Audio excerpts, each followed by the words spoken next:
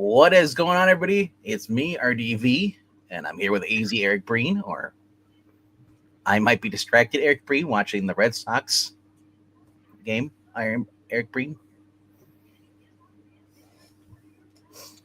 All right. I'm sorry, I'm distracted. Exactly. Sports ball's on. I can't be distracted. All right. Not sure if Zach's showing up tonight. He said couldn't stay up late, but we won't run that late. Jeff will be here in an hour. I only have 7 books, so we'll just jump right into that. If you haven't done so, please click like, subscribe, all that fun stuff if you made it past the 30-second mark. All right. I originally don't include this in any of the runs or the countdown, whatever, because it's always coming out. It's all right. It's older. Part 8 of 12 of the All Out War of the Walking Dead.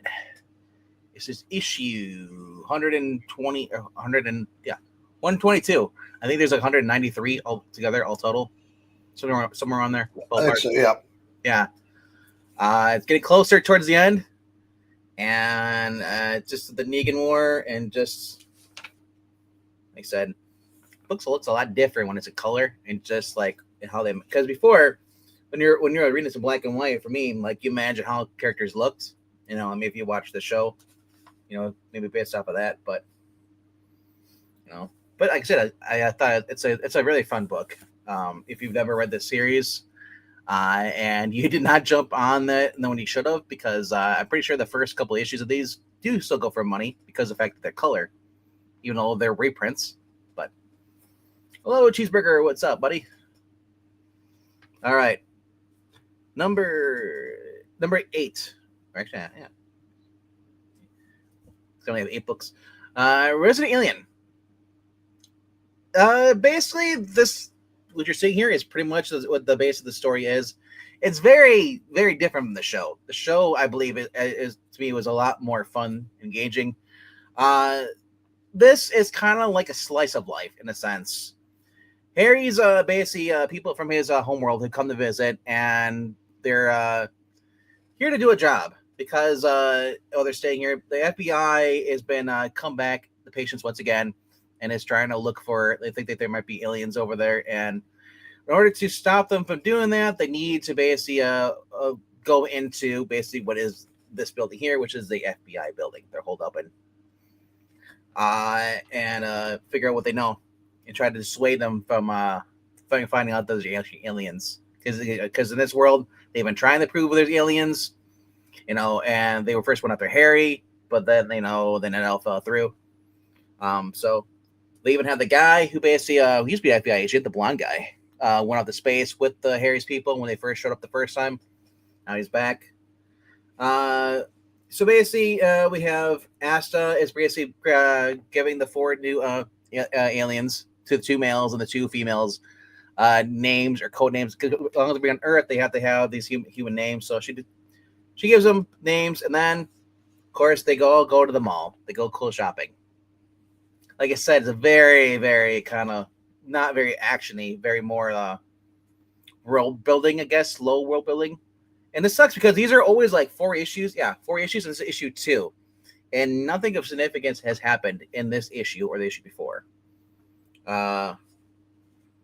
And that's kind of one of the downsides of this book. I mean, I like the very first couple of issues when Harry first showed up, and now that we're well into him being on Earth for so long, he's slowly becoming human, or more so that he's now got a child with Asta, and they're married, and yeah, like I said, this book is like, I would honestly, this series so far, I'd give it like a 6 out of 10. It's average. It's okay. Something to brag about. They spend more time giving you ads for other books in the book, which I thought was kind of like turning into DC here, even though this is Dark Horse. Yeah. Of course, is one the meat and potatoes is when we get towards the end here, where Harry's in the ship and makes a comment about how it's been a while since he's actually been in a ship before, since the last one he was in crashed. And They end up scanning the building. That way they can basically infiltrate it later. They come up with a plan. But overall, it said kind of a mid book. And if I might not get the future, I'll finish up this series, but I might not get the future stories because they go in the miniseries because it just feels like the writer, guy who created this stuff, has lost all inspiration. Well, plus it probably hurts. Well, I don't think it hurts as much as we think it was because he probably made bank off of the TV series. But anyway, number 7 for me is The Scorched, issue 45 with John Layman and Steven Zagoya on the art, and John Layman doing the writing. Basically, we get to see what Redeemer's original reason. Redeemer came back to the past, changed the future, and this was what the future he lived through. It was basically the Scorched team being destroyed by all the Scorch's like greatest enemies getting together. Kind of like the Injustice Gang, if they were to kill the Justice League and like somebody came back from the future to save the Justice League. That's kind of what we're getting here, seeing like basically what was, and a lot of really great art by Steven Zagoya. Let's had fun with this, and by Redeemer basically coming back, and he originally wasn't going to change the future, but now he decided he had to because he feels guilty because he's the reason why his team was killed in the first place. So he tells his younger self exactly what to prepare for, and this time they have the upper hand and they win the battle. And at the end, he confesses to Jessica, saying, "Hey, I lied to you, and this is what really I remembered stuff. But after this, because we changed the future, I don't know anymore." So, and at the end, Eviscerator's sister and all that stuff, she's back, in hell. And pretty much she says, like, it's like, even though we lost, don't worry. Next time I'll bring an army. And she's all these nasty, like, little demon eggs. And then we get into number 6, which is Huck. Huck was actually pretty good. Like I said, this is a series, for me, it was kind of like, I don't care about him being in a relationship with the woman who left him to get knocked up by another man, and then now she's back. I'm like, I don't care for that. To me, it's kind of like, why do I care about this character? And I liked Huck, and I like, about his mother and everything. Very, very dramatic turn in this to change events. So it's really just like devastating issue, very crippling. We learn who the guy here is. He's the guy who's in charge of the organization that was hunting the supers all back in the day. It shows his recruitment stage. How he was basically they were basically offered whoever wanted to be joined had to kill the other 2, and they only had 3 bullets in the gun. And of course, he snuck his own gun in and stuff. So then he's recruited in, and of course, the people in this world, this before the events, a big game. They didn't like the fact they were supers. They like this little facility, government facility, is funded by all the rich people in the world who are threatened by supers having powers. So their job is to basically round up supers and kill them. But he decides he basically wants to basically dissect them and learn and see if they can get their powers and stuff like that. Very heavily spoilers on this. The people we saw earlier, everyone that Huck's met through this whole entire series so far, they're all dead now. His mom was kidnapped, and everyone else was murdered, and even including the girl he helped the guy find, and then the guy, and then her grandson, and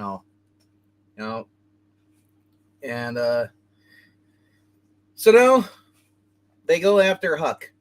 Huck is basically working on his vehicle, and he's talking about how he misses his mom. And they have these witch kind of like killer bullets, ice bullets, whatever. They're supposed to like kill people, supers. But Huck finds out he actually has a new power. He has force field. And as they're trying to shoot them, Huck basically does what he does best and basically takes them out, all them out, while keeping Zoe safe. And it's just then things escalate. We get these helicopters, Blackhawks above them, and then something happens. The helicopters, they basically get destroyed. They don't know how. And then, and he's looking at her. He's like, I don't think I have this power, this ability. And then they find out basically that, well, her baby might be the one that's controlling him. Might be the one that has the new powers. So that makes a question. Because usually the powers are passed down from people who have abilities. Didn't Huck knock her up before she left? Is the child Huck's? Crazy. But yeah, that's how it ends. And just like all these new questions, is Huck the father of this child? We don't know, because we're led to believe that she ran off with this other guy and came returning back pregnant. So it could have been that she could have been knocked up by this other guy. There's no ever indication or ever mention that she was sleeping with Huck. Huck didn't seem like the kind of person that would do that. He seems like the person that would basically wait before marriage. But anyway, number 5 for this week is Teen Titans Go. This is issue number 8 of the new series. And this series, basically, it's $2.99. You're getting 32 pages. Really cool series. I recommend this if you have children. This is safe for them to read. Still, though, if you read it, I think kids are reading anything, they're small. Maybe read it with them. But Raven's basically annoyed because she's basically reading. She was always with everybody. Everybody's wanting to bug her. We get an invitation from her father. Her father basically wants to participate in these trials by fire, and she's required to no matter what. So she brings a team, and she brings the Teen Titans. They all go. They all make their little joke stuff. We got Terminator, Cyborg, Elvira, Starfire, and just a bat for them. And then, of course, Robin has to bring in his pilgrim hat because he's just weird. And basically, they have to compete against her other brothers, other siblings. And it seems like they're going to lose, but at the very end, they do manage to win, save the day. And they end up just basically taking a vacation there for the rest of the summer. Well, alrighty. All right. Down to number 4. We got Matthew Mazov here. This is a Pit Apocalypse, the final issue number 6. We left off basically the zombies or basically we're coming down on them, and they also had the alien and the robots. Basically, they're Roxy was being held hostage inside the crashed UFO by the robot, and so Foxy goes in there to help Roxy. They're confronted by the alien who thinks he's like their god, takes the form of their god. Turns out it's just basically a fast food restaurant, and basically Foxy just humiliates them the whole entire time. He knocks them around, and he gets madder and madder. So he decides to basically, after being humiliated, he uses a growth ray on himself, makes himself even bigger, 50 foot tall. And we learn that basically only works on things that are not alive. So Foxy takes off her bracelet, and Roxy hits her with the shrink ray, turns her into a 50-foot giant zombie. And they have this giant colossal battle throughout this.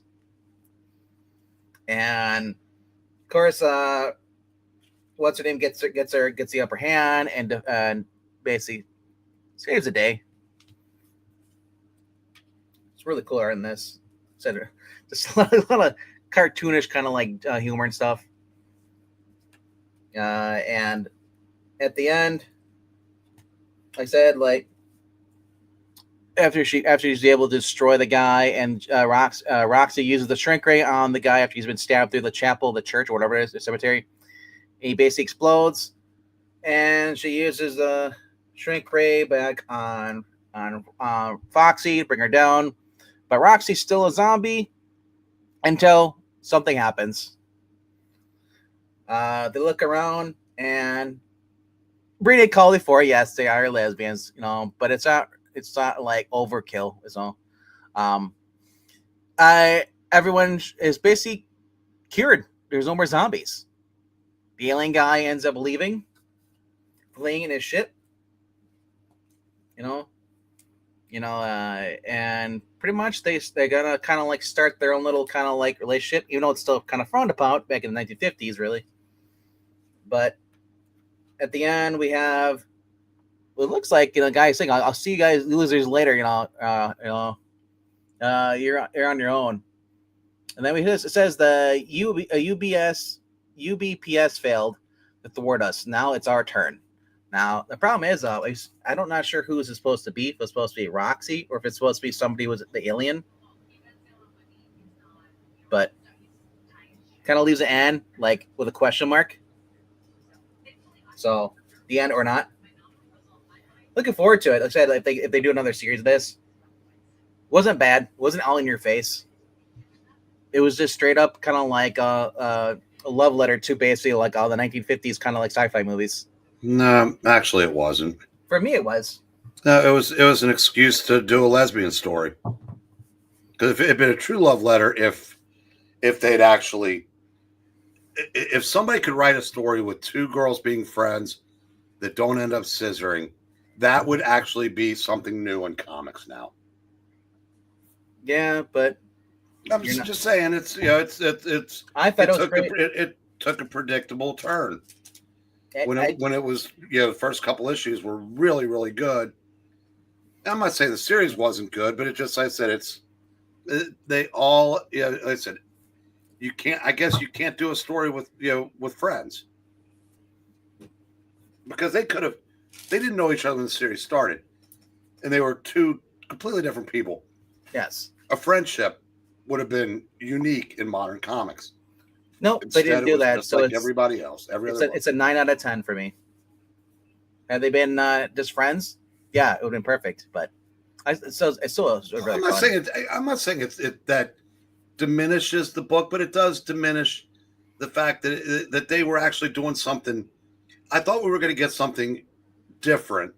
We ended up getting something that ended up being the same as everything else. Well, it could have been worse. It could have been two dudes. Actually, there's really no difference. I mean, there is. I don't want to see two guys. I don't care. I don't either. But I'm saying, it's. But you could actually, you actually once in a while. I don't even know if you do see two guys that are just friends in comics anymore. But anyway, you don't. Batman and Superman are gay together. You know what I mean. All right. I guess we're on number 3 now. Yep. Number 3 for this week is Rockefellers. Probably noticing I don't have any Marvel. I don't think I really have any DC books in my. I don't think I did have any DC. No Marvel, no DC in the pull list here. So, Rockefellers is a book that I was kind of like. Last issue, I was kind of like, hey, we're done. We're dragging this out. I kind of want to move on. Let's go advance the plot. This is very much straight up like sci-fi, kind of like horror mixed with the and along the origin, wrapping it up. Basically, he's quitting. Obviously, that's what leads to everything. He does not want to be a part of them anymore. Isn't like the way they're going, and because the guy, basically, her husband, Raina's husband, it's revealed that he's dying of cancer, and he wanted basically, I believe, was it Roland? Can't remember what his name was. I think it's Roland. I can't remember. It's been a while. But anyway, yeah. So, he wanted basically him to create him, give him immortality by using bioengineering, using cybernetics and all that stuff. And he said, if you know what, you're right. I was blinded by thinking I could play God, but when I realized the morality is wrong, and immortality should never be a thing for anyone. It cheapens us. So the two get in a fight. As they're doing that, these drones show up, and pretty much everybody gets hit by rockets and stuff, or missiles. And they get his sister and the other guy are pretty much completely almost like burned apart. Shows him here, and this is where he decides to basically he's like, oh crap. So he does something he can do. he gives in because he doesn't want his sister to live or die. So he basically performs surgery on her. And it's Jacob is his name. And this is where he basically gives her the new kind of like the stuff because she's badly burned stuff.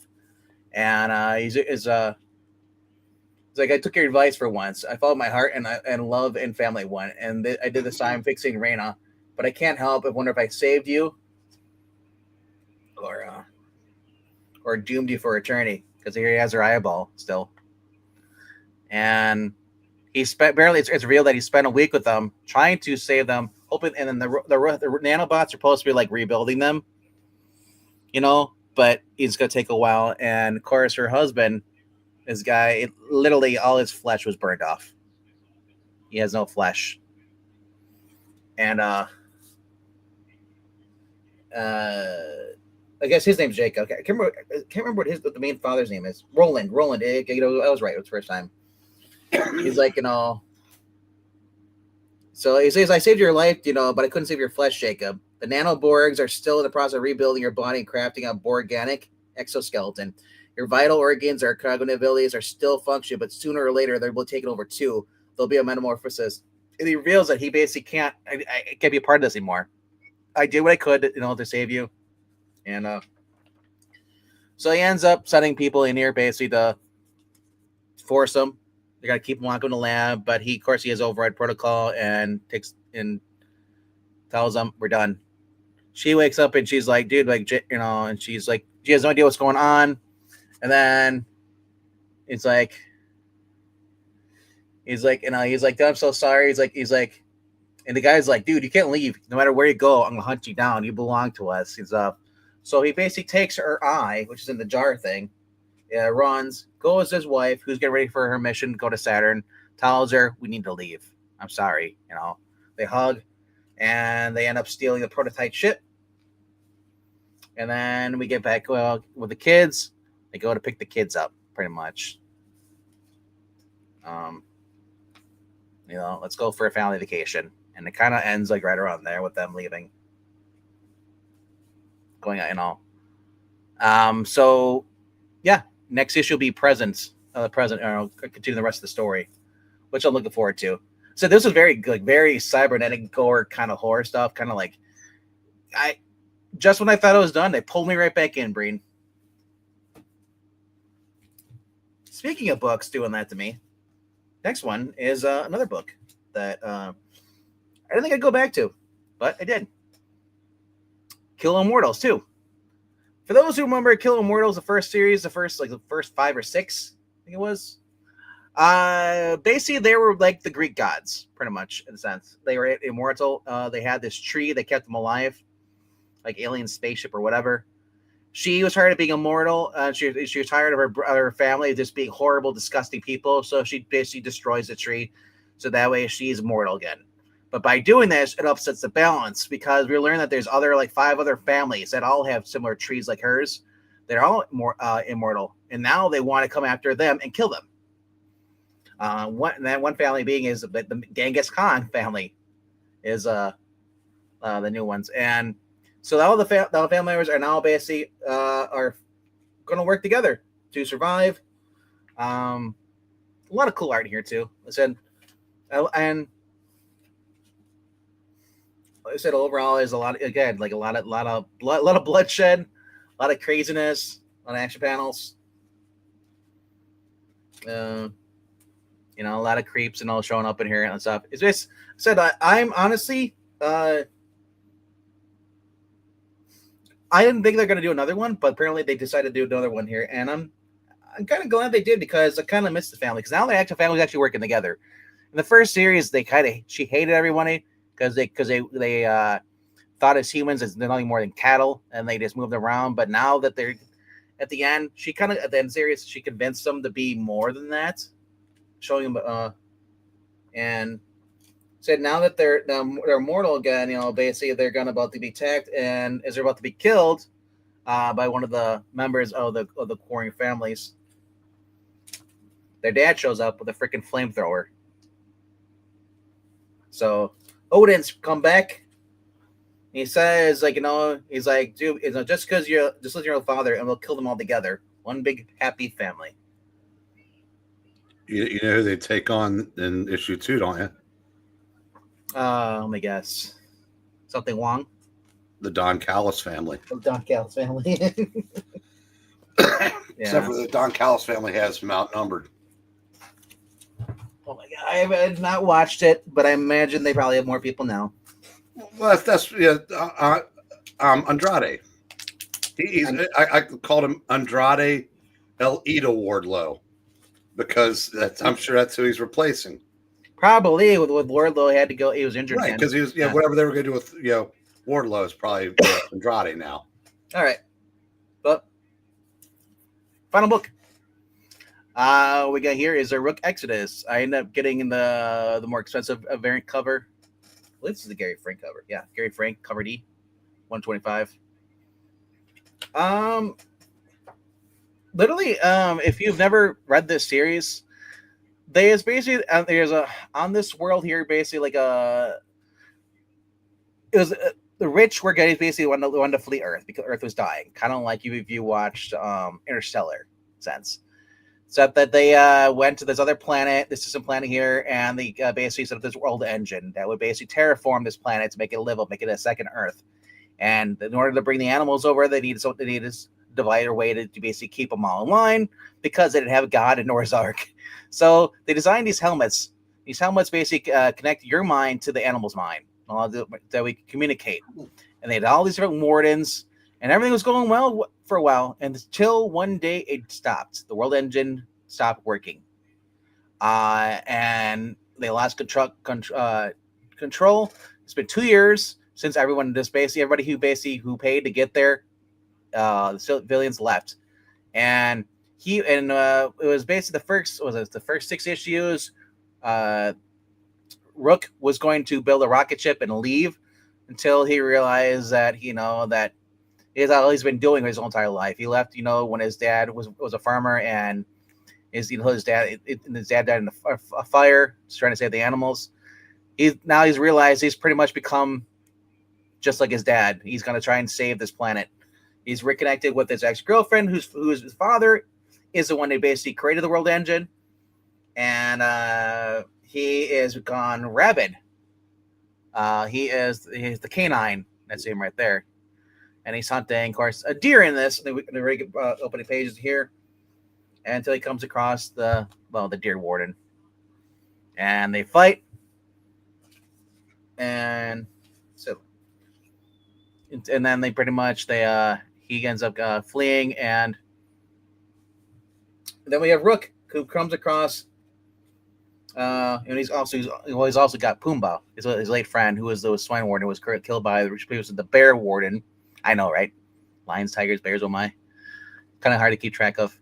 But anyway, he's basically going to meet this girl who is basically she's the goat warden, because she she knows how to fix it, or at least locate it. I guess she can locate the machine, but they need the dad to fix it. So she doesn't trust anybody, of course. They all don't, because a lot of the wardens turn on each other. So she sets up he catches it up, explains her how we're bringing all the wardens as we can online to build an army so we can secure the world, save the world. And we get to see Dire Wolf finally finds her dad, confronts him, and tries to convince him who she is, and well, he ends up tackling her, and then he falls into this old silo pit, only to fall into what is basically a spider's den. So another villain they got to go against, and that's how this issue ends. Just been loving this. This is Jason Fabok doing all the interior, Gary Frank cover on this. Just a fun book, and it just came back. So, Ghost Machines is just kicking ass. I've been loving it, and that is all the books I have this week. So, unless Zach or Jeff shows up in the next 20 or 5 to 10 minutes. You know, I don't know where Zach is, but and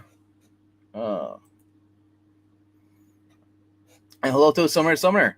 Just finished Sensation Comics 25 from 1944. Was excited to begin Volume 3 of Wonder Woman. Nice. And let me text Zach, see if he's showing up or not. Because if he's not, I'm just probably going to end it.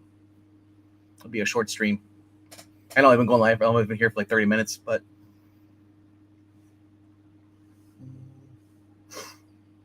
and Brian's just speechless. I forgot I was muted. Ah.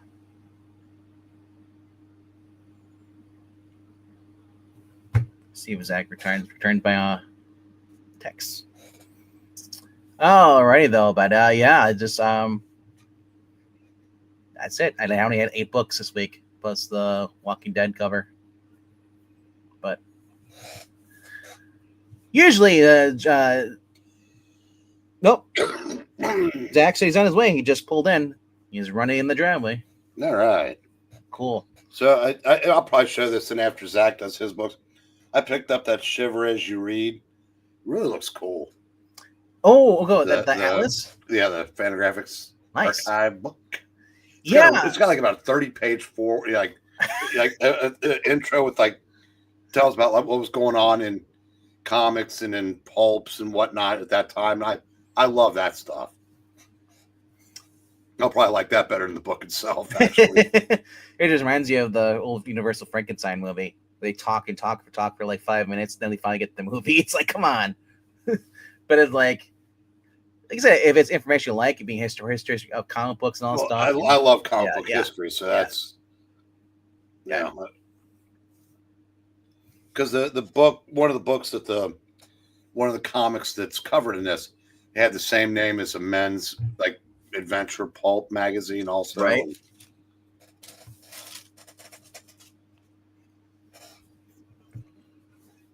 Oh man. So what is going on in the world of sports now? Well, Yankee hits a pop-up. 3 Red Sox converged on it, and they all managed to miss it. And it opened the floodgates.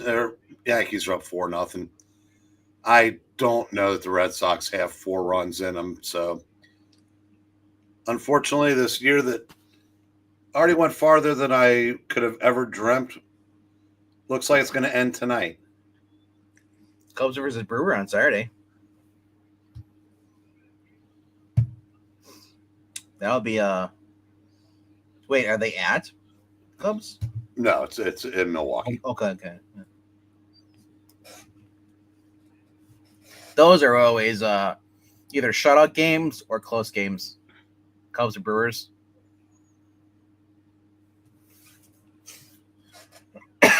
Yeah, Saturday's going to be a blast. Another 4 games, second round.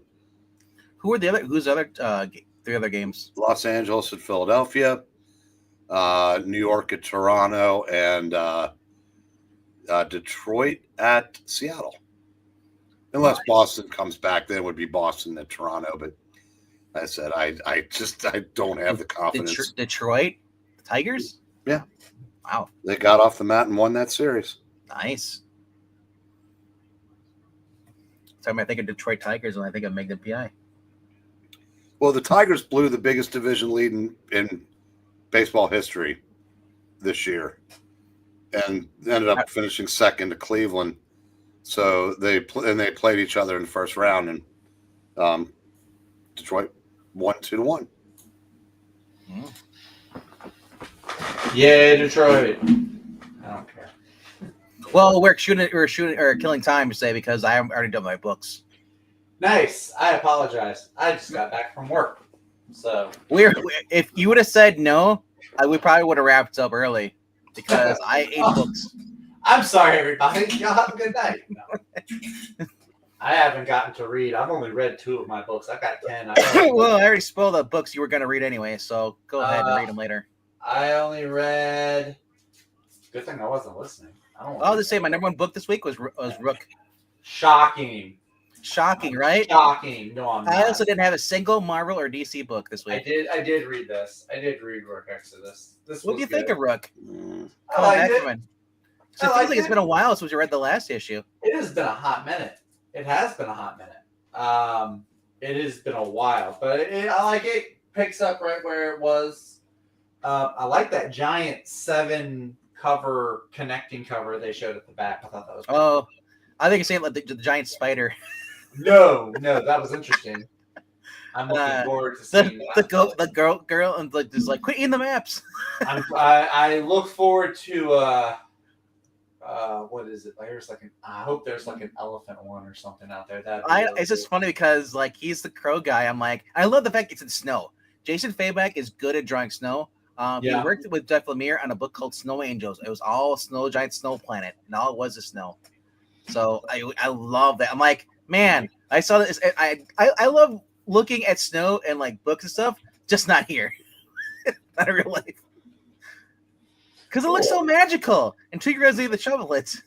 Yeah, well, that makes sense.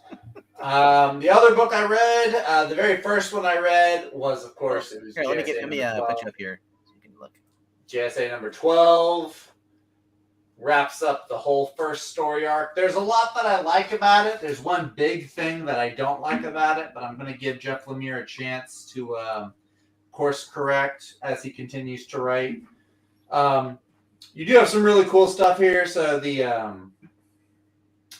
looking for this one particular page. So the JSA starts to fight the Injustice Society, and they've got the giant Cthulhu monsters that are causing all kinds of havoc all over the earth, and the Injustice Society looks like they're winning. They're about to beat up. I'm going to show off. I'm not going to show a ton of art off because I want there to be some, but I am going to show one really big double-page beauty.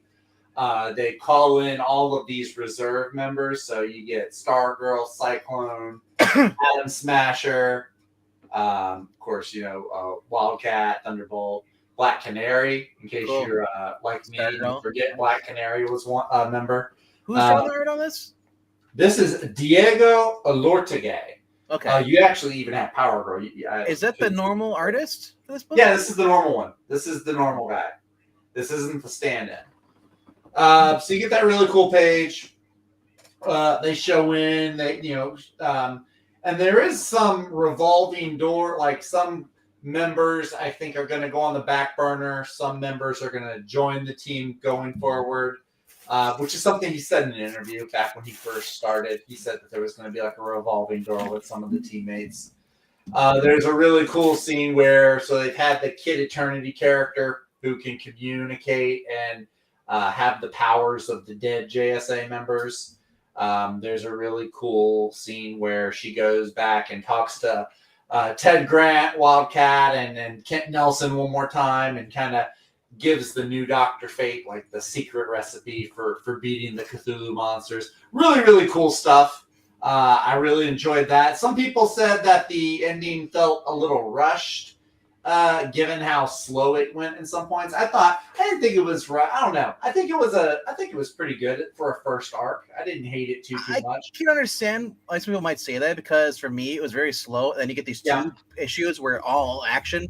Yeah, I get that, and I can understand that. For me, I liked it. The one thing I did not like, and I was 50-50. I was worried that it would go this way, but I'm going to give him a chance to correct himself. But he does. I'll show off one more page apart. He does show like the epilogue, the ending. Jesse Quick leaves Rick Tyler. Damn. Yeah, so I hated that. Although I do like the next panel where Stargirl and Atom Smasher are back, making themselves back, comfortable back at the table. I did like that. So it's like pain, happy, pain, happy. Cat's still dead. But like I said, I'm gonna give Jeff Lemire a chance to see if he works this out. If he is just doing this to bring some drama or some intrigue to the characters, I'll give him that chance. He's gonna find Kyle and start hanging out with Kyle. Right? You do also have this at the end. Some people may have mixed feelings about this. The Spectre, Kid Eternity, comes across the Spectre, who has apparently been chained up somewhere for a while, and he transfers his powers and his position to Kid Eternity. So now there's like a new Spectre. And again, this whole thing about vengeance right there. Spectre Eternity. Yeah, Kid Eternity. The new Kid Eternity is now the new Spectre. Some people may like it, some people may not. I'm kind of indifferent. I'm not a huge Spectre as long as there's guy. like a whole thing where Kyle could channel every emotion. I hope she can channel every power now and just like. Well, she did. Phantom Stranger's I don't know neck. that she had powers. She had at one point in earlier in the issue, she makes a comment how she takes she borrowed Johnny Quick's super speed. So it is kind of a little gimmicky thing that you just have powers of dead people. If we need this power, I'll summon it. Pretty much. Yeah, and it was all right. I thought it was pretty good. Obviously, it's not going to be Jeff Johns JSA good, but I thought it was good. The art is a big boon to it as well. I really do enjoy the art. You know, the one thing that's kind of funny about all this all-in stuff, all out, whatever, What's is that remember how they tried to make the new question Rebecca Montoya order like this big Well, that thing? wasn't new. It's been like that for years. No, they're the past 5 years they really trying to push her into spotlight everything, and she's kind of been forgotten. Well, I mean, she was kind of forgotten right after. Rebecca Montoya has been the question for Renee, or whatever. Yeah, she's like right now. Her job is pretty much she's a security officer, whatever, mall cop, whatever, watching over the Justice League watchtower, kind of doing surveying.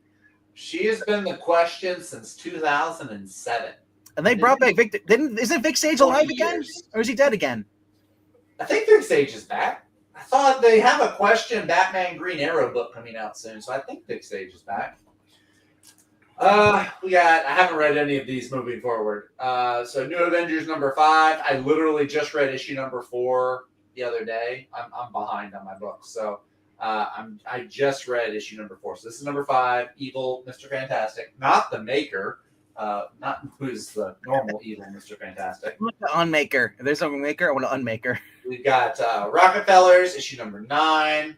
Dude, that was gnarly. Was that gnarly? Oh, good gnarly or bad gnarly? Like good gnarly, but it said it's got some science fiction horror. Okay. We got Speed Racer number 3, Racer X. We got Absolute Superman issue number 12 with Jason Momoa. Ra's al Ghul. What do you mean that's Brock Lesnar? Look at the man bun. Is that Sabretooth? Was that Sabretooth? Yes, Summoner. Yes, I am. Got Batman issue number 2.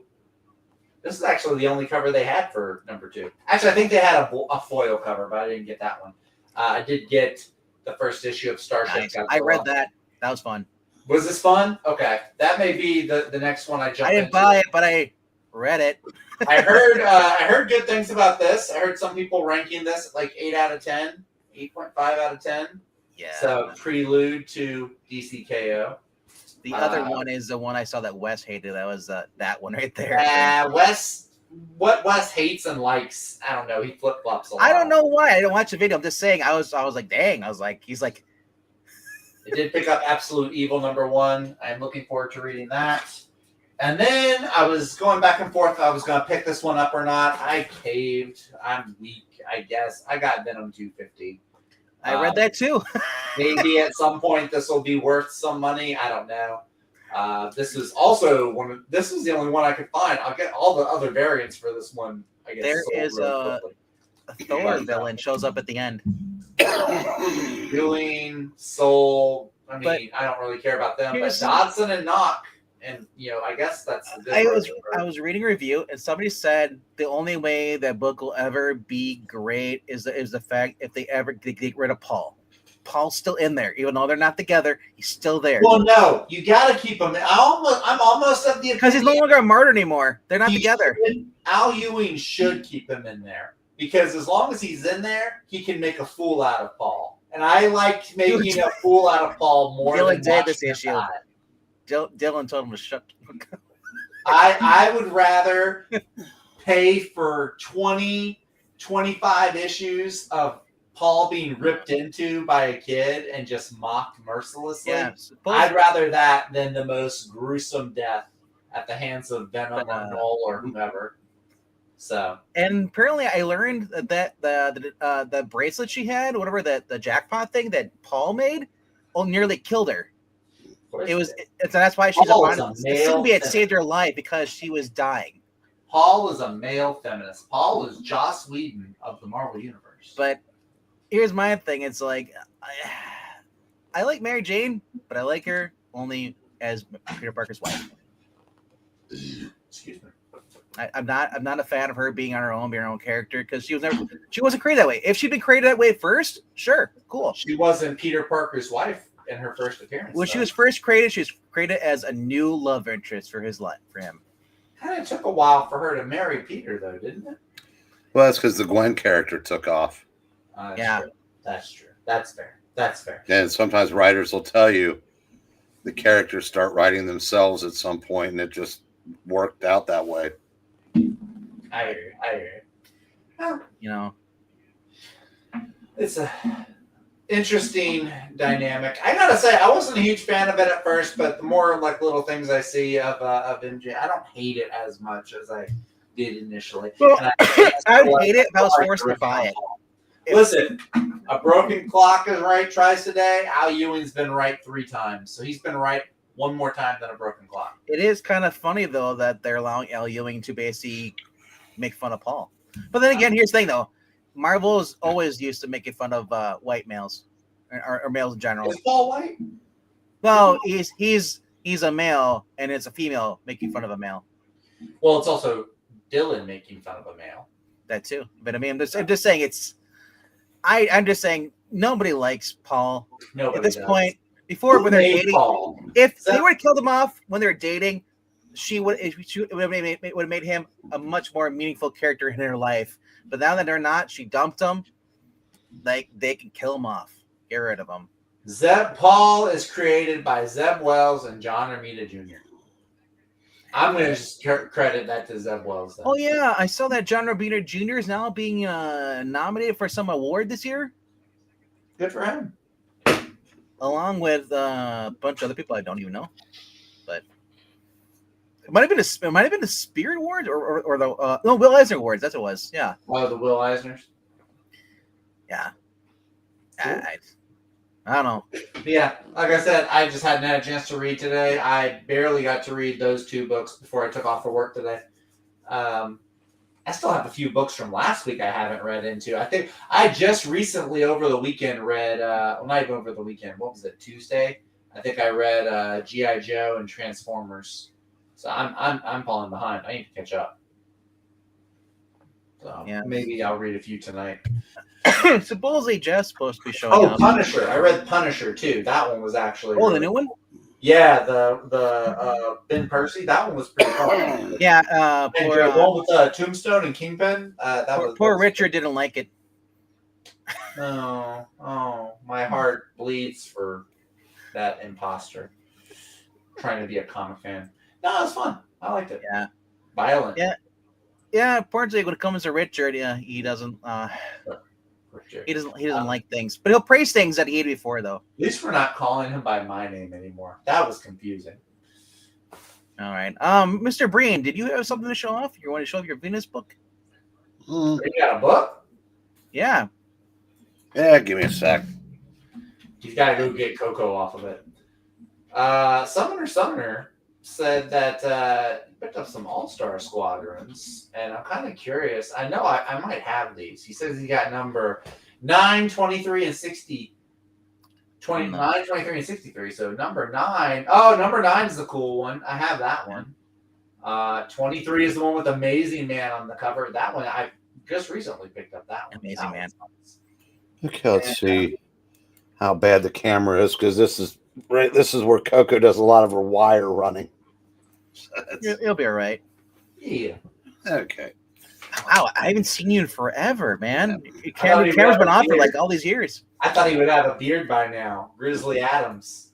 The beard only grows when he's on camera, so he's off camera all the time. Oh, okay. All right. Well, I don't know if I showed this. I know I showed the second volume, but Who's this new guest? picked that up a few weeks ago. Yeah, those are fun. Yes, I haven't read this one Oh, yet, but it's clean. I did read volume 2, and see, my new thing I do more than comics is been reading old novels, so I just finished Goldfinger today. Nice. Finger. And I like the original with the. Yeah, this is like the 14th printing, but with a nice tiny little print. Oh yeah, your eyes gotta love that. Oh Yeah, my mom's got a bunch of those, and I read them like when I was younger, and even when I was like 14, I still hated how small the print was. I was like, And now I'm reading an old Perry Mason novel. Oh, Originally written in 1936. wow. This one was published in 53, and it was like the 14th printing. Oh, you know what you need? Those magnifying glasses attached to your decks, like the one the guy who's Actually, I don't need them. Late at night, when I take out all my corrective lenses and just shove it up my face. But during the day, it's usually not so bad. And then the sixth Wow, look at that entry in the Atlas Archive series, and Wow. it covers. Let's see. Yeah, Get enough of those books. You don't need, who needs floppies? You'll still have a bad back. Not to say. amazing detective cases and men's adventures. But it's And it's taller than a short box too. It's just your basic Atlas stuff, but it's cool. I mean, I said I was telling Venk there's a nice long opening that talks about it's a little bit of comic book history. Is it 4 pages or 3 pages? 31. No, I meant as far as the opening. No, that's what I'm saying. There's 31 pages for the guy talking, getting. No, just like history and a lot of pictures. I mean, Oh, okay. So the whole entire thing is a history thing. No. But I mean, like there's. You said that forward. That's why I was confused. Shows covers from the old detective magazines that this was based on. I guess we're reading those on the channel. But no, it's okay, Amy. It's fine. These are really cool. I mean, I said it's great little pieces of comic book history, and I just want I want a whole entire book on Reed Crandall stories, or I don't know, something he drew. There is one. I think remember that thing you sent me, the black and white thing from one of those EC books. I think there is one with Reed Crandall's art. Yeah, I'm trying to think of what's called the Dying Road or something. Well, there's different names, but there've been a bunch of them. High cost of dying, or something like that. I know that's the one. That's one of them. But if you go into Amazon Books and just type in Reed Crandall, wow. If there is one, it'll pop up. Yeah, I think it was because the high cost of dying was the one. That's the one I ended up shipping that over to Skip to read. Mm. Let me look here. That cost you what? $50, $30? I think this was 45, and then whatever 40% off of that is. Okay. Yep. What's up, MK? Yeah, Brian's been watching baseball all day. Yeah, MK should be happy. The Yankees are beating the Red Sox pretty handily tonight.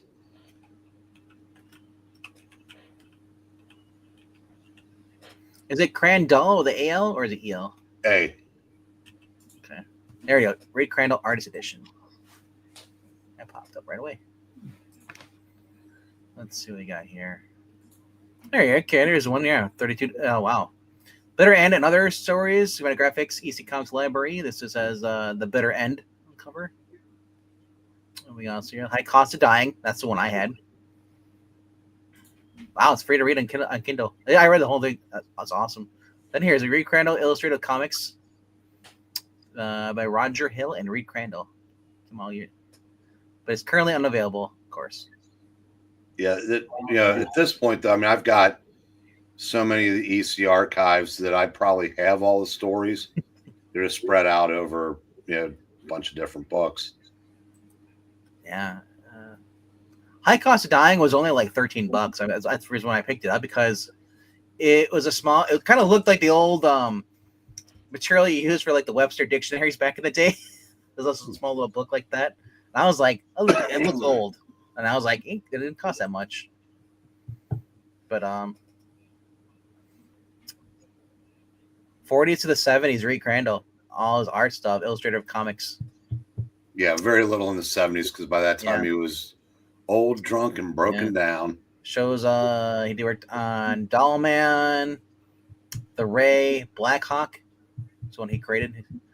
More especially Creepy Eerie, Blazing Combat, Thunder Ages, and Edgar Rice Burroughs characters, even Flash Gordon of the King's features. Yeah. I actually have all 20 issues of Thunder Agents. I should see what ones because Steve Ditko drew some, Wally Wood, Gil Kane, Reed Crandall, Mike Sadowski, I think, did. So there's a lot of good talent on those books. And Wally Wood was he basically went and helped create Tower Comics after Stan Lee pissed him off. Oh, there's another one, Aces High. This came out. Tail end of EC. I think some of those might have even been code approved. Yeah. Honestly, this is 256 pages and has full color soft cover, includes never before seen photos of wealth of rare and unpublished artwork, over 80,000 words of insight into one of the true illustrators of the comics. As everything from his early career years and major successes through his tragic decline and passing in 1982. Well, we're talking about Wood or Crandall? Crandall. Wow, Crandall died. Wood died in 81. Yeah. So what was that? What was that book called again? It's called Reed Crandall, Illustrator of the Comics. And is that the one that's not available right now? It's one that's unavailable right now on Amazon. No, of course. But there might be other sites that have it. Let's go look. Tomorrow's Publishing has it for $40. You can go right through their website. Oh, okay. Now it's I know what you're talking about now. Yeah. That is something I would probably, when I am solvent again, I'll probably go out and get that because I really, really like his art. Yeah. Unfortunately, short of being a historian or hanging around people that have comparable knowledge, there's no one knows who he is anymore. He's been. I mean, Wally Wood has permeated through all aspects of comics. Like I said, Zach knows who he is. Yeah, and he was the Power Girl. He was the Power Girl artist, right? That's not a knock on you. That's just the point that no, you're 100% right. If you go to tomorrows.com, literally they have like all the stuff, all the old stuff like that. They have Crandall there. You can find the stuff. Yeah. It's listed in September 25 issue, Lunar's Next Phase catalog. Yeah.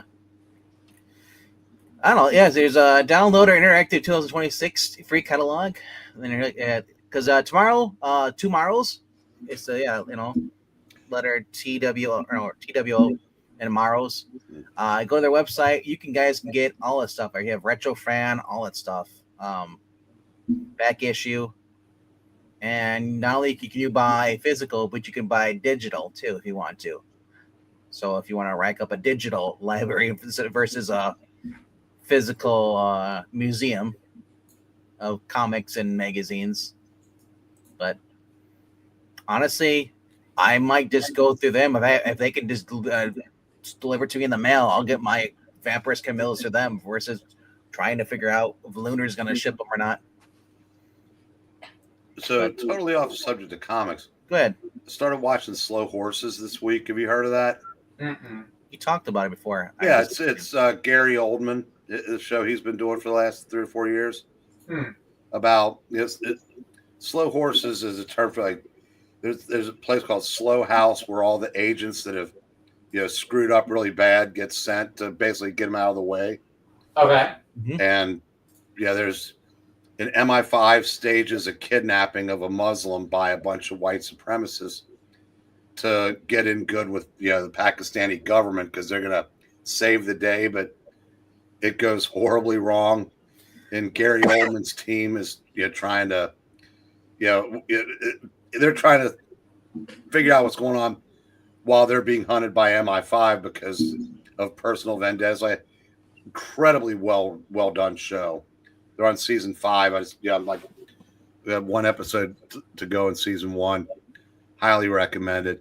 Gary Oldman I said, he must love going to work because all he is sits around, drinks and smokes and says, "You're all a bunch of fuck ups." And he's the one guy I wish he would just come back. DC would come back as Commissioner Gordon. He was my favorite Commissioner Gordon, a live action. I wish they'd bring him back more stuff, but that's it. So if you want to scratch your Gary Oldman itch, watch Slow Horses. It's freaking phenomenal. I watch him in The Professional. Good to know. He was crazy in that. And do you remember Kristen Scott Thomas? No. She was like when she was younger. I think she was pushed as a major star. Well, she's older now, and she's the bitch that makes his life miserable. But I'm thoroughly enjoying that. Oh yeah, she's from The English Patient. Yeah, it's something that tied me over between episodes of Tulsa King. So there's yeah.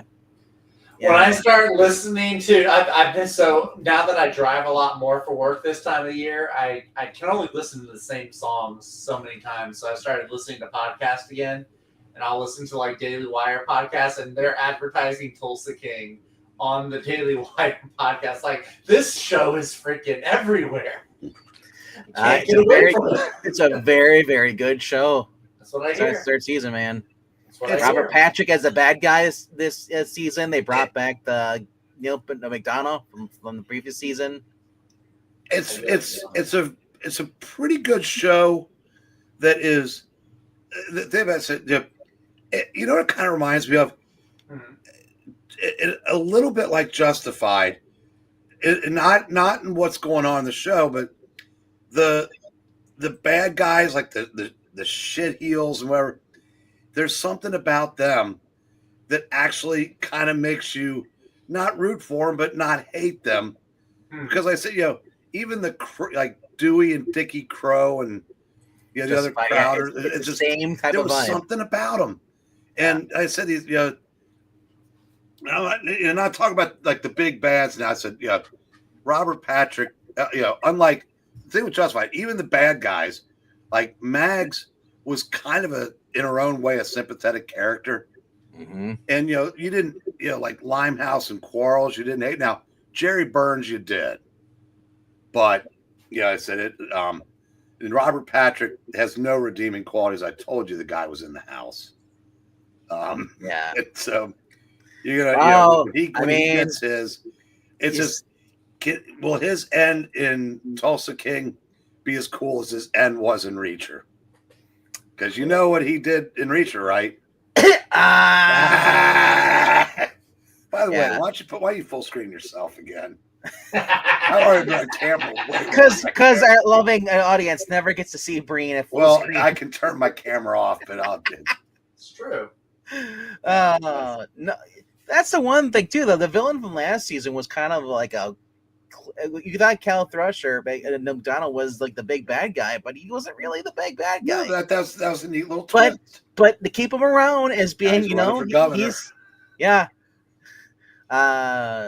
and then, like I said, I love they're bringing in new people in there too, and it's like I said, we got Barry Corbin. Now they brought him in. He's basically Mitch's dad. Who? Barry Corbin. And when Mitch gets attacked, before he gets attacked, when Cleo's over, the old man that's in there, that's Barry Corbin. Barry Corbin got burned up? No. In the second episode, when Mitch is about to be attacked by the jump guys outside. Who's Barry Corbin? Barry Corbin is from Northern Exposure. First started on there. He's also the general in War Games. Okay, I didn't see the one. And then if you watch The Ranch, he's Dale, the guy come over, and he's like hard of hearing, would always look at the cattle for Sam Elliott. All right. But he always plays a lovable old man in everything he does. He's basically the Wilford Brimley of this generation. All right. But yeah, it said like it's this whole entire episode and like the season. It's like they're bringing in new characters, and me and Rob both just said Kevin Pollak is such a weak freaking like character. They brought him in probably to introduce Samuel Jackson's character. He's going to have his own spinoff show. Well, we'll see because he was great in Marvelous Mrs. Maisel.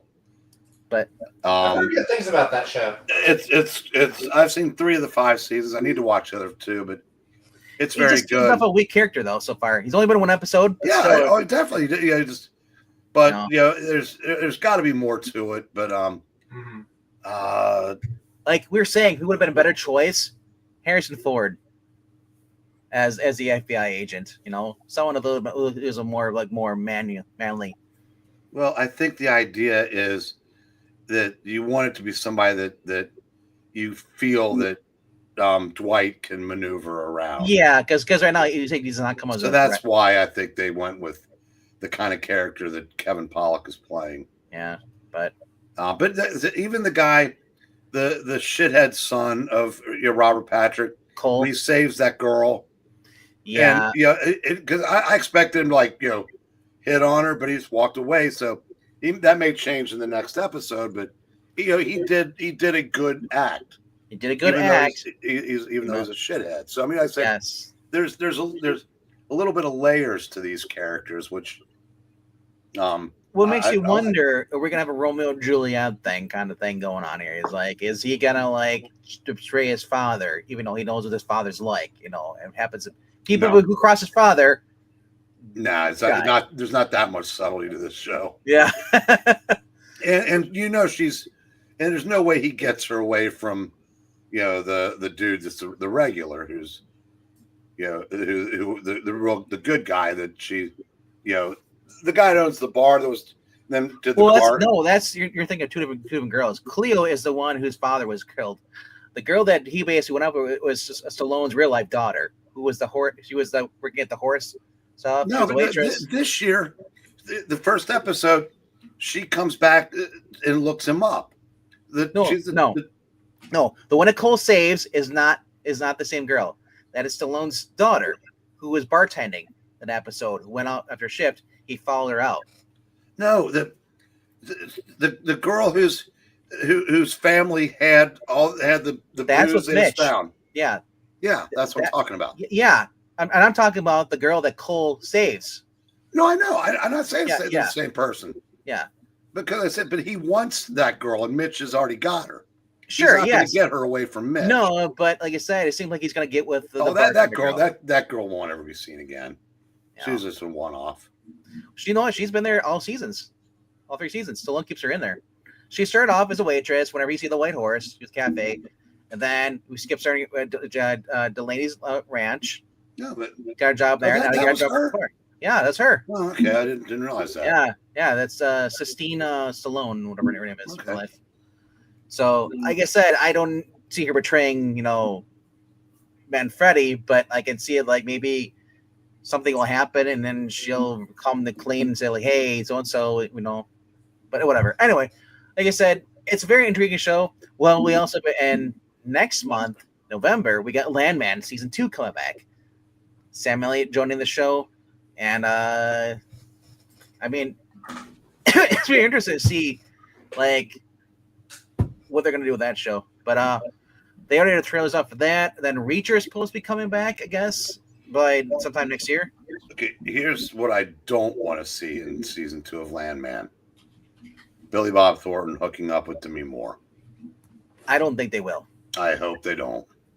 I don't think they will, because I really like the dynamic with the ex now current wife. It shows in the trailer those two. Basically, she throws another plate at him at the dinner. Remember, she always throws things at him, and then she's like, "Damn it!" It's like you always know to say the good thing. They know the smooth things over. He's like, "I don't know. It's a gift, honey." It's like because he's a complete psychopath. But Now- I guarantee we're gonna see more of the daughter again. You're muted. You're muted. What I do want to see this year is a scene where somebody goes, "You won't believe where I am." No, seriously, where am I? That would be clever. Well, 'Cause, you know, the long distance stuff he's doing. it looks like from the trailer, it looks like the people who used to make deals with her husband, her late husband, who's dead. Like they don't respect her, and she wants to keep the business going. So then it looks like there's gonna be more with the son bonding with his father a little bit more, and then he looks like he might get in an accident. This is involved in the trailer stuff.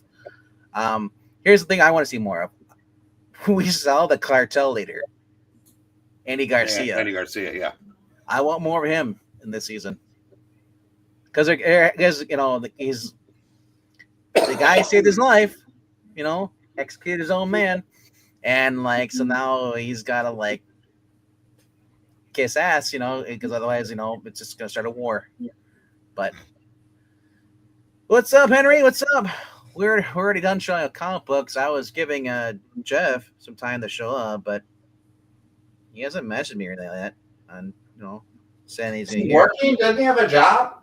Yeah, he was done 20 minutes ago. Oh well, I got nothing of them. He said he works 6 o'clock, which is right when we start. Yeah. So he usually, he'd usually be done by but I don't know. Something must have came up, whatever. But so we're just kind of just kind of shooting the breeze, until he shows up. But I don't don't think he's going to show up tonight. So, but maybe I'll be wrong. But we can end it whenever you guys want to. I know Zach, you have to go to bed early. I gotta go to bed. I gotta work too. And then I'm hitting the road tomorrow. I'm going to Alabama for the weekend. So Sweet home Alabama. the one corner of Alabama I don't mind going to. Orange Beach. Is it hard driving with that banjo on your knee? Yeah. No, that's Deliverance. That's not in Alabama, but That was on the river, wasn't that? I was doing Oh Susanna. Don't you cry for me. Come from Alabama with banjo on my knee.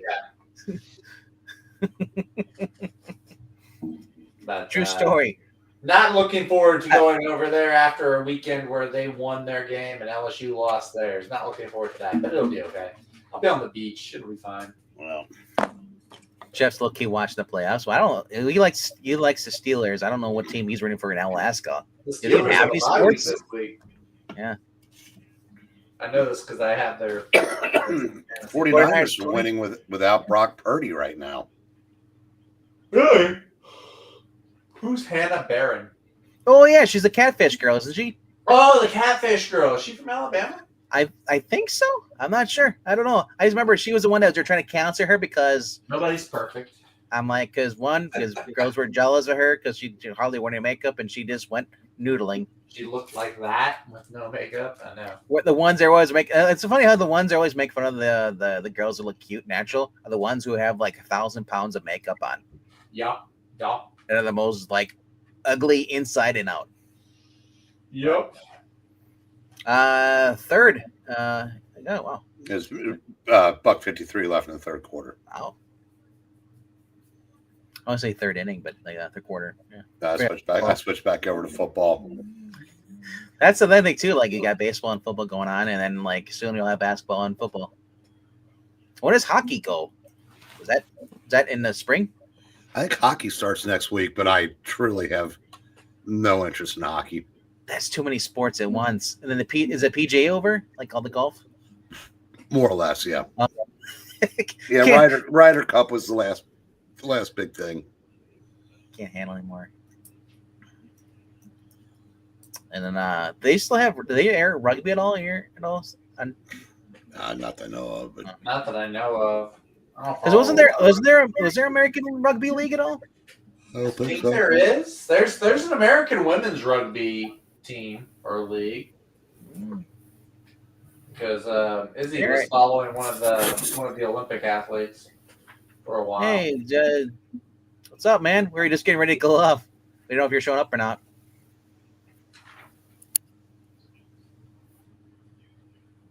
He muted himself. So I get off at 6 o'clock every day, so I had to, I get home as fast as I can. But I only got off 20 minutes ago, so. Mm.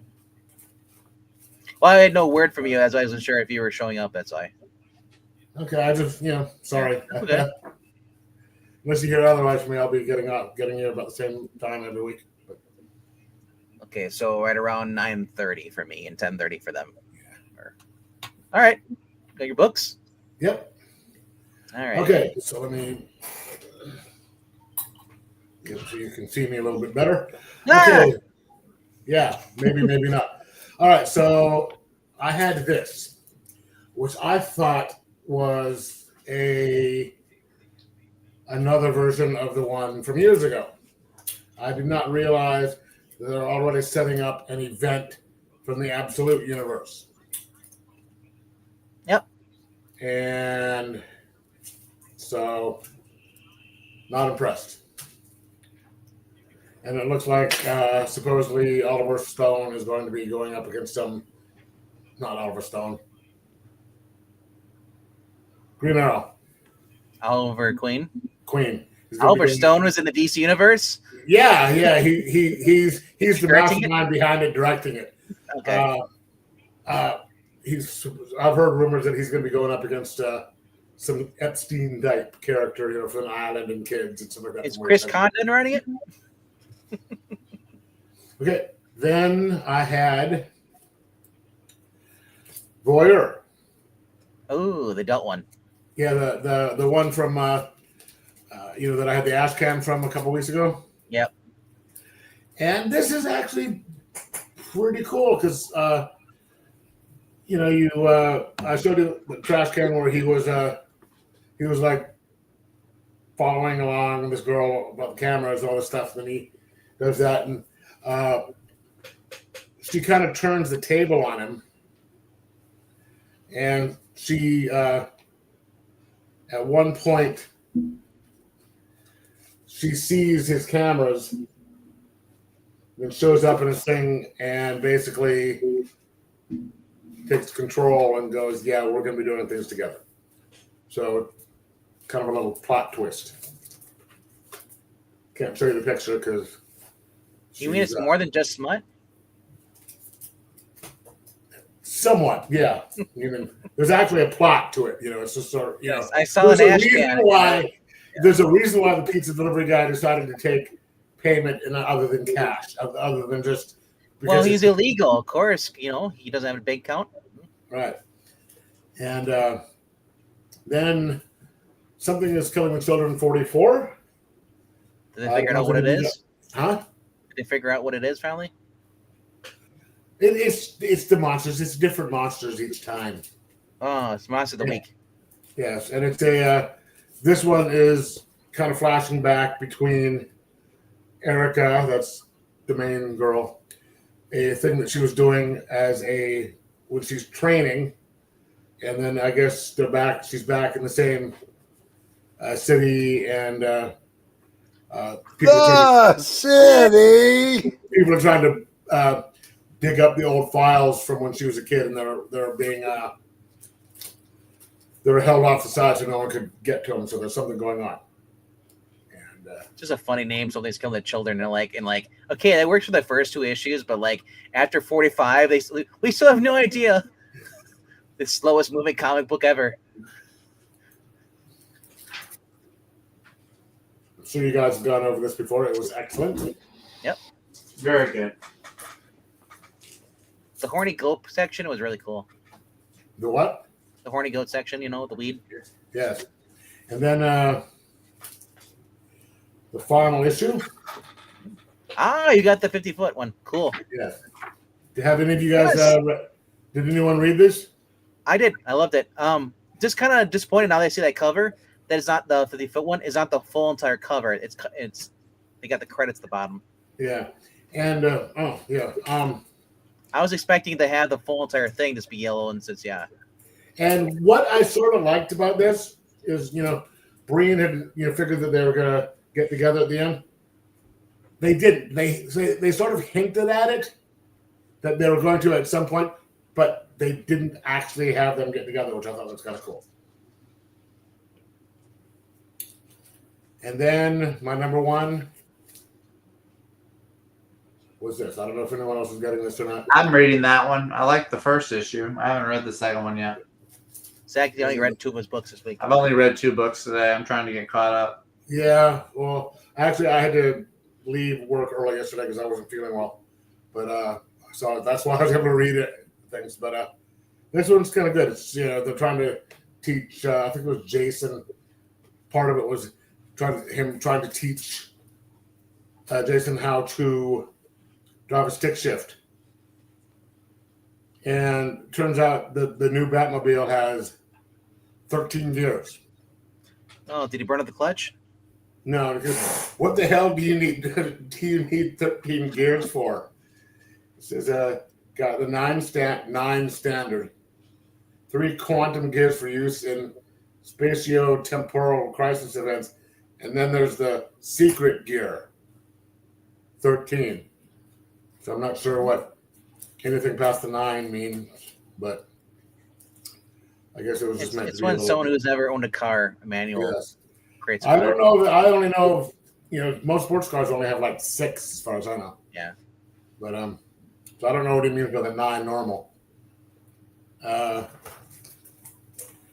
Then I got a couple of back issues. Batman number 269. Cool. Which I read, which was really good.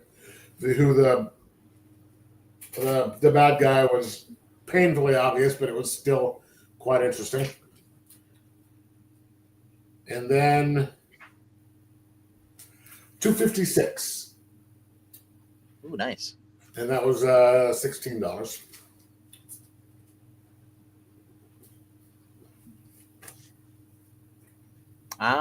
You were talking so highly about it that I just decided I saw the trade and I was like, boom. Yep, you can just read that, and then I read anything else after that. And I don't need Predator versus the Marvel Universe. Yeah. But so that and this are the only ones that I haven't read yet. And that is it for what I did. And then today at 10 o'clock, there was a pre-sale for Comic-Con tickets, and I got 2 of them, one for me, one for my friend. And I'll get all my money back. 2 VIP passes. Nice.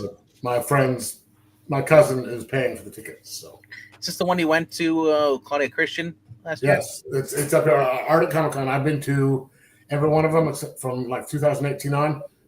20 and 21 they didn't have it but I've been to every one.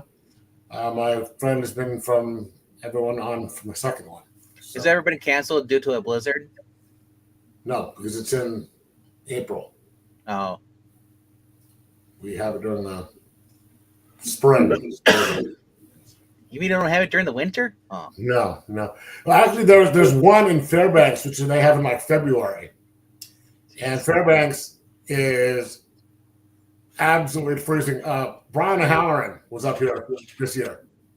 Or was it last year? And he had been to Alaska Comic-Con, which is the one up in Fairbanks. And then when Jason Mewes had canceled last year, they asked him to come to ours, which was just a couple of months later. And he had said when he was up in Fairbanks, it was 55 below. And then when he asked, he's like, I've never seen anything so cold in my life. And then when they asked, when they asked for here, he's like, I immediately went and checked the temperature and it said 55. Okay, not 55 below. So I said, okay, I'll come. Yeah, James Baum made a cameo appearance in the new Venom 250 book. Really? I don't know why. It was just randomly thrown in there. I was flipping through. I was like, why are they in this book? Is something I don't know. It's like it's just. I've actually got. I actually have Brian O'Halloran who played Dante, and then this earlier this year I got to meet Jason Mewes. I don't know if I ever showed you the picture or not. Man, I love Mallrats. I was watching it again with Jason Lee's getting advice from Stan Lee to Oh yeah. go after the girl, and stuff.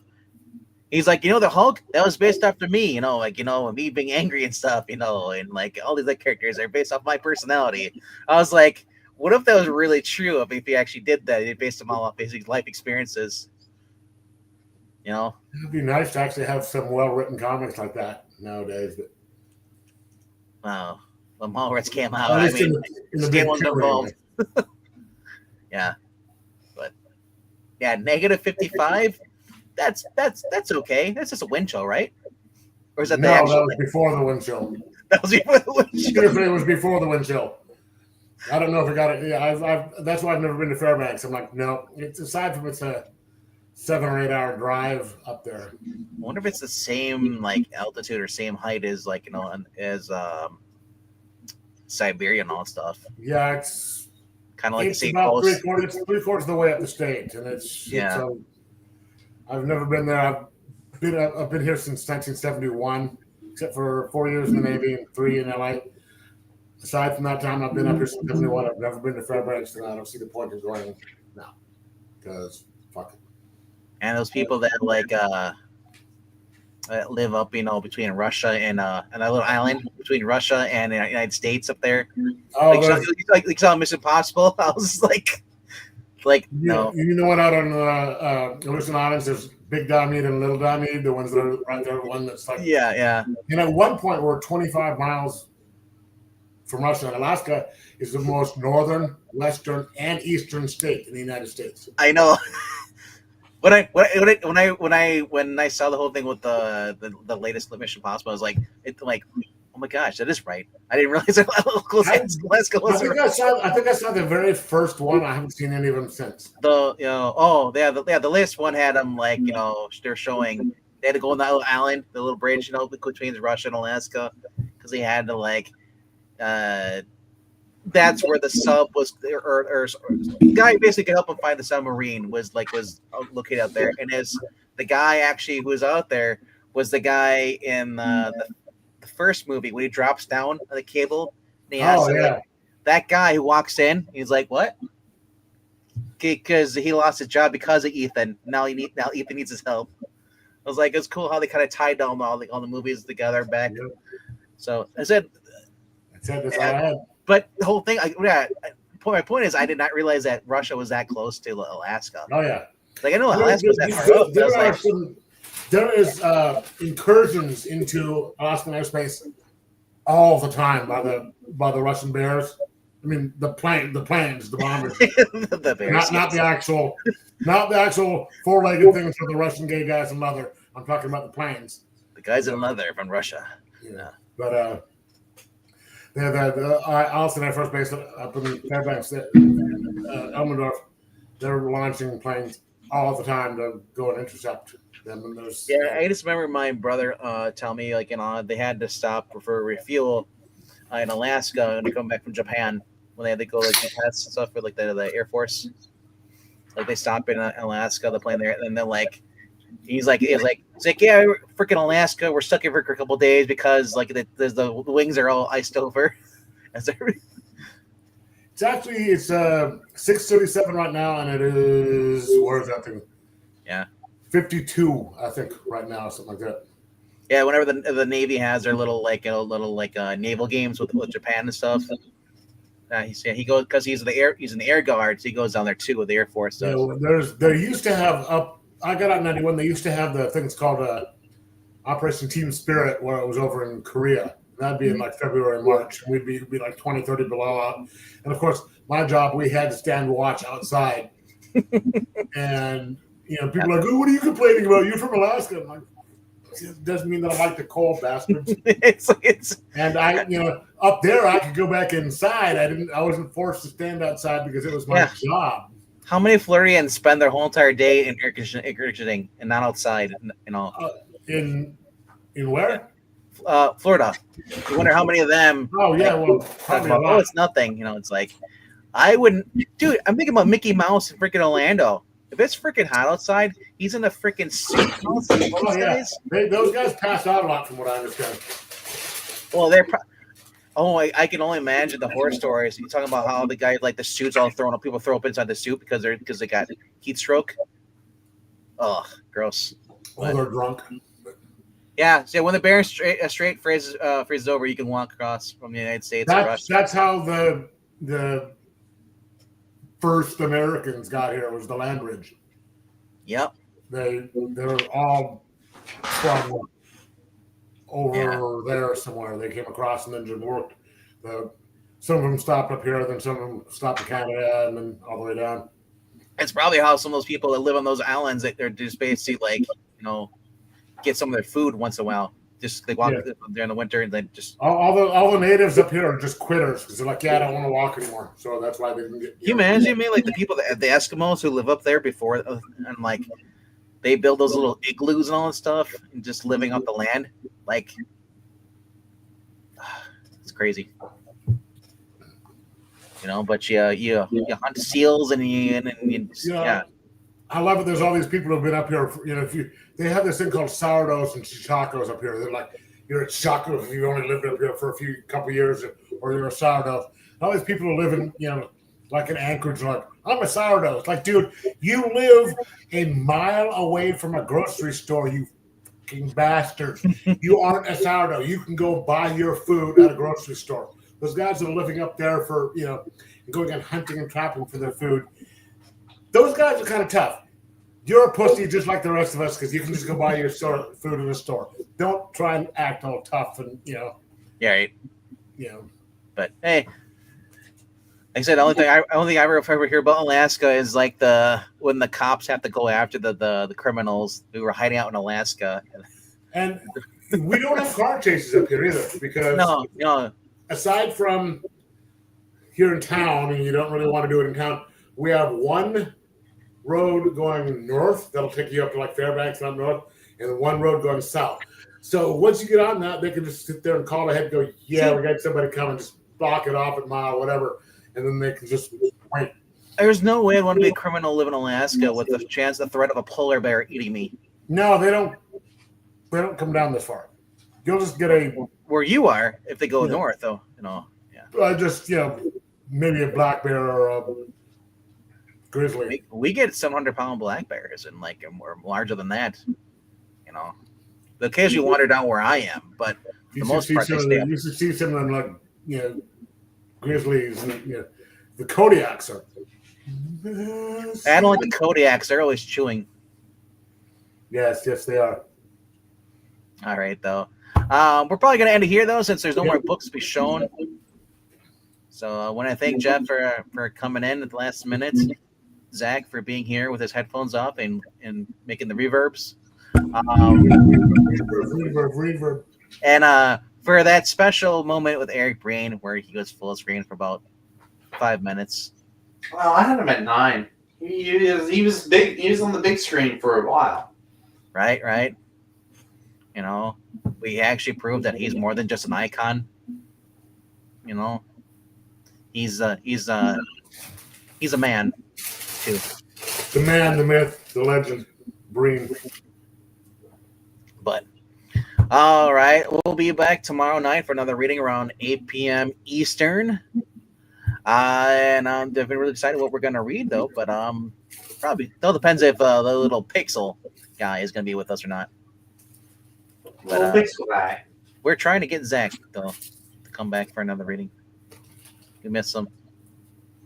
Maybe a JSA book. This was good. This was fun. Dude, I probably wait for the trade, but I love the whole concept. It's pretty much Gundam with Godzilla. So yeah, and the fact that Godzilla turns into like the freaking white base from Gundam, that's how they fly around. But art was good down there too, decent arts. I don't know any of the artists or the writer. I've never heard of them before. I think it's Justin something is the writer, but Chris Gooch. But overall, very fun story. There was another one that came out this week that was through Mad Cave. That was like the slasher one. what it's called. It takes place in the 70s. It's kind of like a hack slash one. I was reading it before we went live here, but Matt has got some new books coming out, and said there's a lot of cool books. And if you guys have any questions or concerns, let us know down below in the comment section. We're going to end it right here. Thank you to the Twitch bot for giving us cheap viewers on streamboo.com. I got to tell, remove the space. got to tell MK real quick. Not only was that the game of his career, the Yankees are the first team since the 3-game series format started to lose the first one and win the series. Wow. Yeah, this rookie for the Yankees, 8 innings, 12 strikeouts, no walks, no runs. Just mowed Boston down like they were, little leaguers. Hey, mowing down little leaguers is fun. Oh, wait, did I say that out loud? Summoner, thank you for the kind words saying the show was about the end in the first 25 minutes for a lack of guests, but it turned into a longer one with great conversations. Did you turn on the channel? Okay, great conversations. No, the book I was talking about was Gunpowder Prophets. That came out this week, and that I might go pick up the trade for that. It looks really interesting, just like that kaiju one you just showed up, the Godzilla kaiju or I'm Gundam. not really interested in books about religion. I'll think about. I didn't say- Kaiju? Yeah, okay. I understand you want to make a bad joke, but please don't. Okay. Those are. That's my whole thing. Man. I know. I understand that. Yeah, Excuse me. that's it for this week then. Oh, and hey, see the new Naked Gun movie. It's funny. Where have you been for the past month? We talked about it when I watched it. You were on the channel when I talked about it, reviewed it. All right, reviewed it on Extreme Movie Show, but I talked about it here that same day, that Tuesday. It is a very good thing. And then I guess I saw something, an advertisement, that they're going to have the first 3 movies streaming or something you can buy as a collection now. But I don't know. All right, though, we'll see you guys tomorrow night at 8 p.m. Eastern. You guys know the drill. Click like, subscribe, do all that fun stuff. If you want to help with the channel, you can do it a couple different ways. Being here, being a viewer, which is awesome while we're live. After we're done, leaving a comment in the comment section, letting us know what you thought of the stream, or if you have any comic books that you thought were really cool and want to do a little mini review, you can leave that in the comment section. You can also go to Ko-Fi.com. Right above us at Ko-Fi.com/Puppeteen. And drop $1 in the till. All that money, whatever support, goes to basically the new books that we read on the channel here, which are Fridays, Saturdays, Sundays, and Mondays. All right. Thank you for joining us. One Slick, thank you for being here. The largest black bear recorded in Pennsylvania was 879 pounds. That's one big damn blanket. It's a big bear. Jeez. Yeah. I mean, black bear scared the crap out of me. And people say, like, black bear, you fight back, brown, you lay down, and was it a grizzly? You're just dead. So. They recommend you play dead for all of them, but you're going to wind up dead on a lot of them anyway, just because those things, if they're hungry enough, they will get you. Always carry an Uzi with you. Uzi. Something to take out the bear, whether it's an RPG or whatever. But shout out to Henry MKF30, and then we also had Summer here too. And Justin and Cheeseburger Comics for watching. Anybody else might be watching on the replay, thank you for being here. We'll see you tomorrow night. Night, guys. Good night, kids. Good night.